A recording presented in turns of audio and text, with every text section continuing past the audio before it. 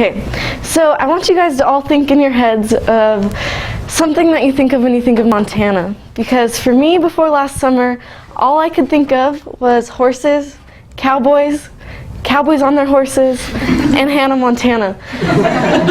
But Montana is so much more than that. In order for me to explain to you what Montana is really like, I have to introduce you to my friend Avery. This is Avery Folkman, who I met at the beginning of last semester, and at first I thought he was super weird, and I was super right about that. But we became the best of friends. And he's from a small town called Big Fork, Montana, with a population of 4,270 people, which is not very much. Last semester there was a group of 9 of us that really wanted to take a trip for the 4th of July weekend, and we were planning on going to Utah, but all of our sleeping arrangements fell through. So Avery offered for us to go to his house in Montana. We all were hesitant at first because sounded kind of lame and sounded like there would be nothing to do. But then he offered for us to ride his jet skis, and we said, heck yeah. So we get to Montana, and it's a 6-hour drive, and by the time we got out of the car, we all agreed that Montana was the most beautiful place that we've ever been. It was amazing. There's 4 lakes within a 20-minute drive of Avery's house with water that is so clear, the clearest and warmest water I've ever felt in my life. We were there for 4 days, and we got to spend a whole day at Glacier National Park, which is breathtaking, as you can see. Another beautiful thing about Montana is the ice cream. They have huckleberry flavored everything, and it's awesome. So we had the best trip of our lives, and by the end decided that this is where we all want to end up. Why is it such a magical place? Well, something you should know about me is that I love music more than anything, and I hate country music.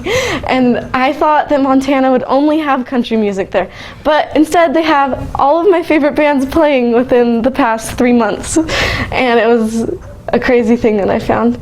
The next best thing I found about Montana was that it has an unobstructed skyline, and they call it the Big Sky Country because of this. When you go there, you literally feel like the sky is bigger, and it's crazy. They also have the dopest animals I've ever seen in Montana, and they're all just in one place, and they all get to roam around too, and they really enjoy it there as well. And there's something for everyone. If you like city life, it's there for you. If you like the country life, it's there for you. And there's no sales tax for anyone. And it's great. I grew up in California, and this is what it's like there. Traffic is crazy, and I just thought that was normal. And then I go to Montana, and I read somewhere that Montana doesn't even know what traffic is, which is a concept I will never understand.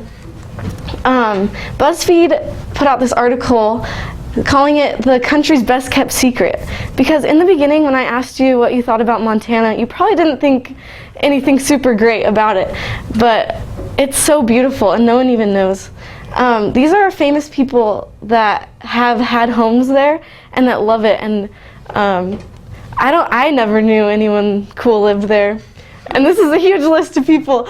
The last thing I want to tell you guys is their values there are great. We got to go to a testimony meeting there on the Sunday we were there, and this little girl, she was 6 years old, she gave her testimony, and she gave a story about her dad. She said that she had broken one of her dad's really important things, like for his work, and she was really scared to tell him, but that when she told him, he taught her a really good lesson. He said that people are always more important than things, and that you need to treat people like that. And that's how we felt we were treated the whole time we were there. And that is why Montana is voted by me as the most underrated state in America. And that's why you should all go there.